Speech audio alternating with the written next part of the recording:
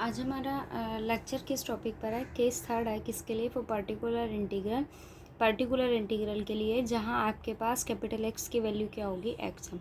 It means आपके पास कोई भी एक एल्जेब्रिक फंक्शन है। वो क्या कहता है कि अगर आपके पास कोई भी मतलब ये जो m है एक्स m आपके पास है, यहाँ जो m की वैल्यू है वो क्या है आपके पास? पॉजिटिव इंटीजर है। कैसा इंटीजर है? पॉजिटिव इंटीजर है। कोई भी वैल्यू हो सकती है इसकी, 1 हो, 2 हो, 3 हो, अप टू आपके पास कोई भी वैल्यू होगी इसकी।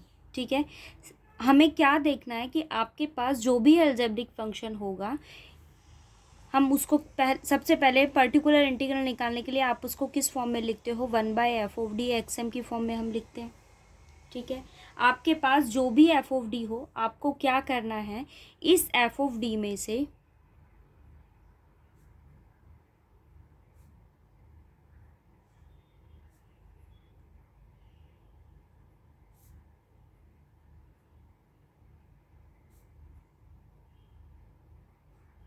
क्या करना है? इस एफ ऑफ डी में से आपको कोई भी लोवेस्ट डिग्री टर्म को बाहर कॉमन लेना। ठीक है, कॉमन लेने के बाद आपके पास जो भी एफ ऑफ डी रहेगा, आपको उसको किस फॉर्म में रिड्यूस करना है? 1 + -φ ऑफ डी। ठीक है, आपके पास जो भी एफ ऑफ डी होगा, आपको क्या करना है? उसमें से कोई भी लोवेस्ट डिग्री की टर्म को आप कॉमन लीजिए और उसको किस फॉर्म में रिड्यूस कीजिए? इस फॉर्म में। ठीक है, और इस फॉर्म में रिड्यूस करने के बाद आप उसके ऊपर बाइनोमियल एक्सपेंशन अप्लाई कीजिए और उसका सॉल्यूशन फाइंड आउट कर लीजिए। इट मीन्स देखो, केस सेकंड में हमने कल ये पढ़ा था कि अगर आपके पास कोई भी ट्रिग्नोमेट्रिक फंक्शन होगा, हम d² को रिप्लेस करते हैं -a² से। बट अगर आपके पास कोई भी अलजेब्रिक फंक्शन है, m आपके पास कोई भी एक पॉजिटिव इंटीजर है, उस केस में हम क्या करते हैं? 1/f(d) जो आपके पास है, यहाँ इस एफ ऑफ डी से आपको लोवेस्ट डिग्री की टर्म को कॉमन लेना है और एफ ऑफ डी को रिड्यूस करना है इस फॉर्म में।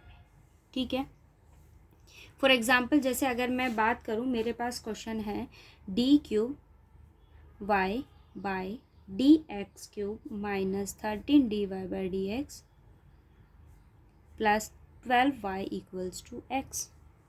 ठीक है, हमें क्या करना है? हमारा फर्स्ट स्टेप होता है, आप इसको ऑपरेटर से रिप्लेस कर देते हो। सो d³ y -13dy + 12y = x होगा। एल्जेब्रिक ऑक्सिलरी इक्वेशन मेरे पास क्या होती है? Coefficient of y, it means d³ -13d + 12 = 0। आप इसके रूट्स फाइंड आउट कीजिए, सिंथेटिक डिवीजन अप्लाई कीजिए।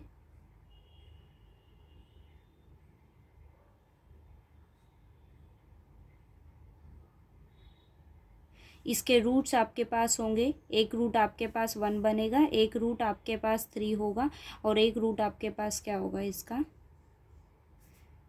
-4। ठीक है, मेरे पास डी की कितनी वैल्यूज आ गई? 1, 3 और 3 रूट्स मेरे पास आए।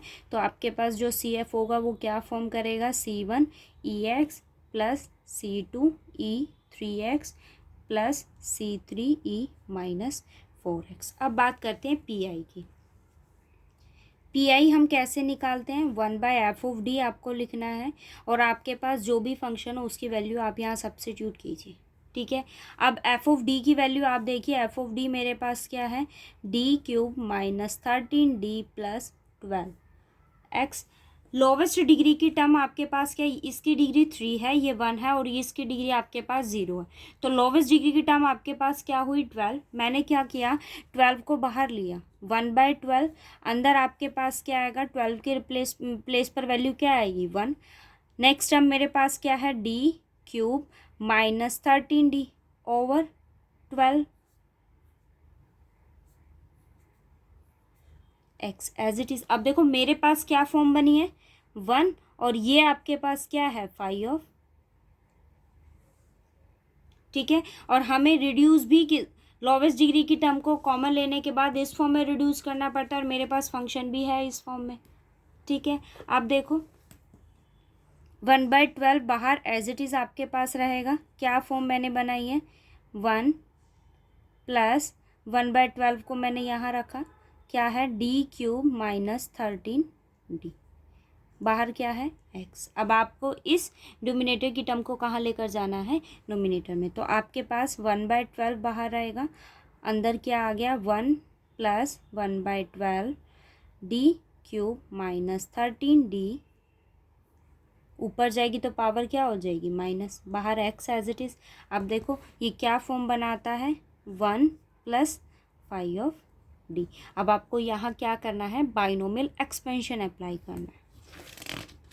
क्या बाइनोमियल एक्सपेंशन मेरे पास होती है कि अगर आपके पास 1 + d - 1 हो तो हम उसको किस फॉर्म में लिखते हैं, 1 - d + d² - d³ alternating sign की टर्म होती है। 1 - d - 1 हो तो ऑल टर्म्स आपके पास इसकी क्या हो जाती है, पॉजिटिव हो जाती है। ठीक है, और अगर आपके पास ये हो 1 - d होल पावर -2 हो तो आपके पास क्या बनता है, 1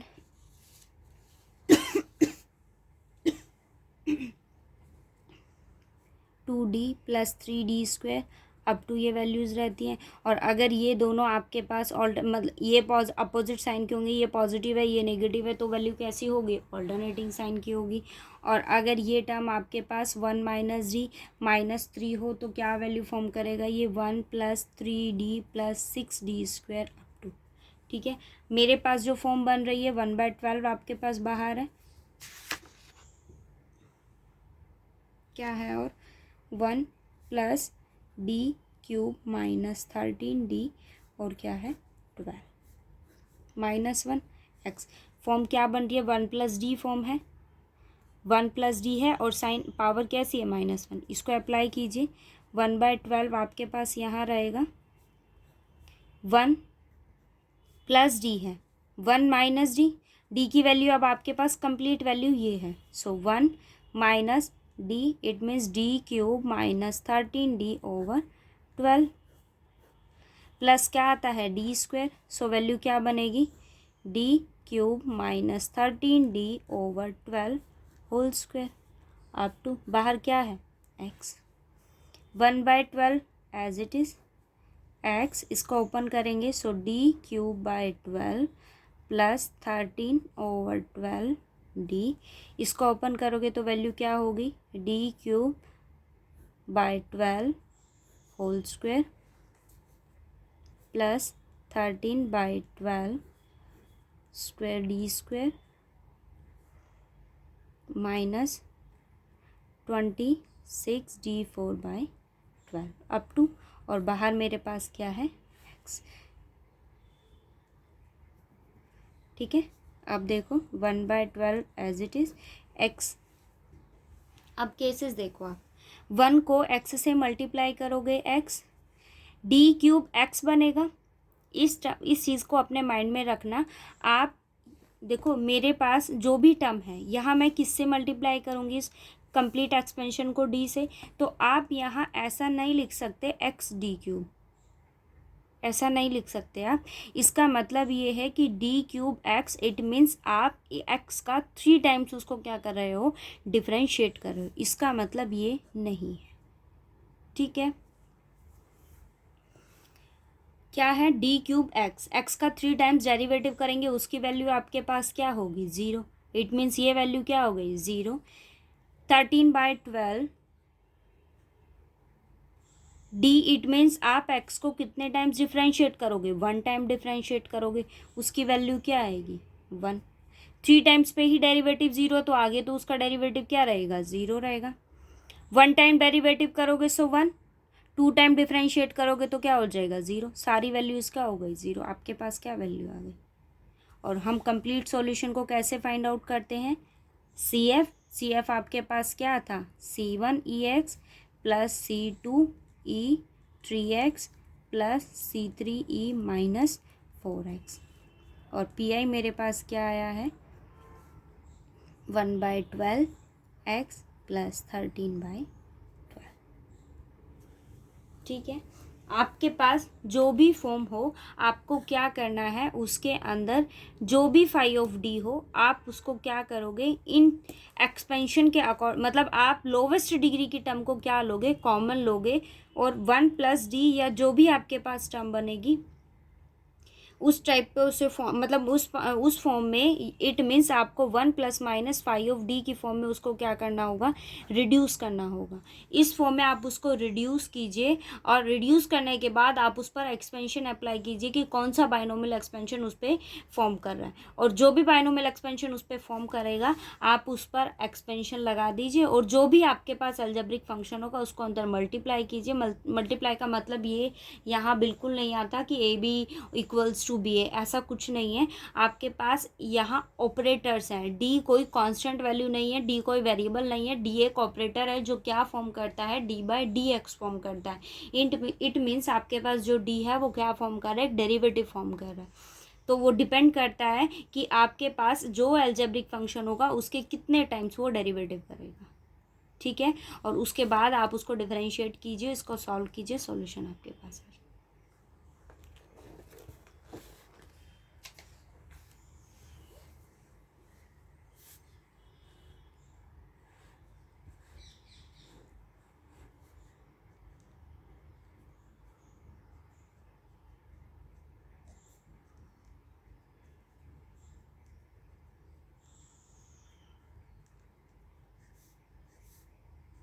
ये देखो ज़रा, ऑक्सिलरी इक्वेशन क्या होगी मेरे पास, d4 - 2d³ + d² = 0।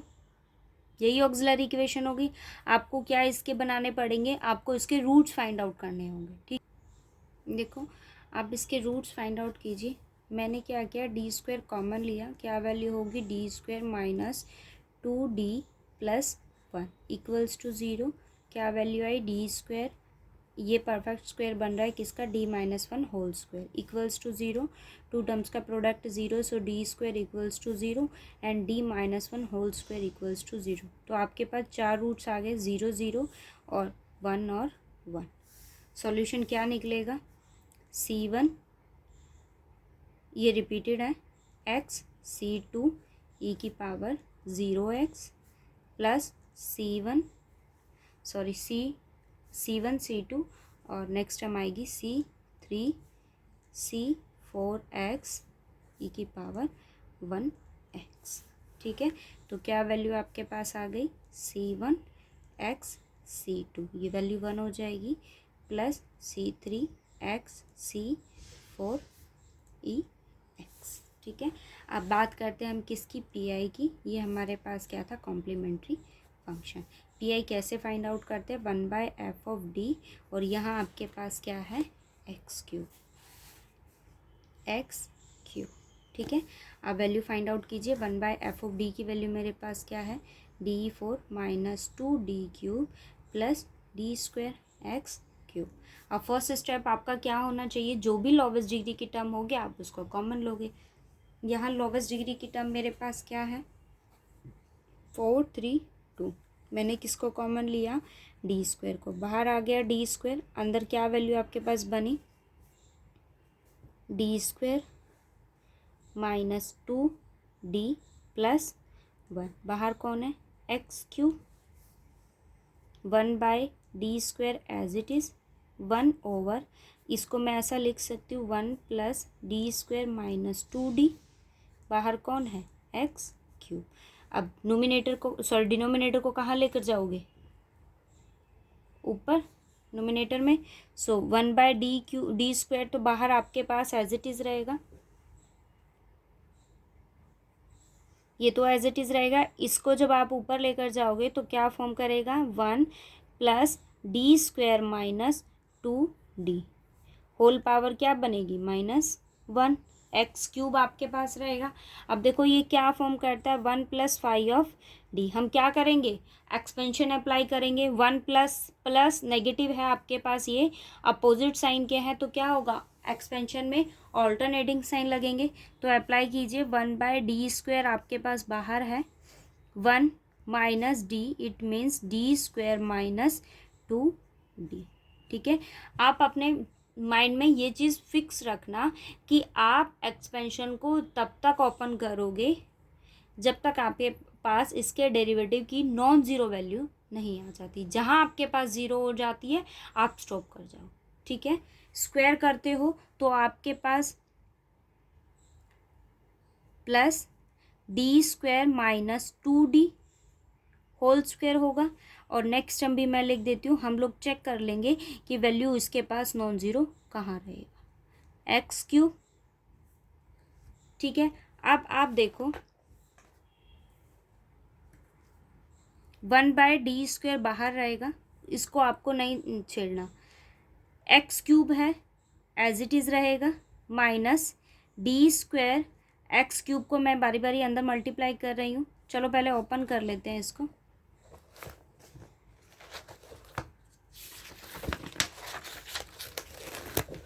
One by d² आपके पास बाहर है, 1 minus d³ plus 2d, sorry d² है ये,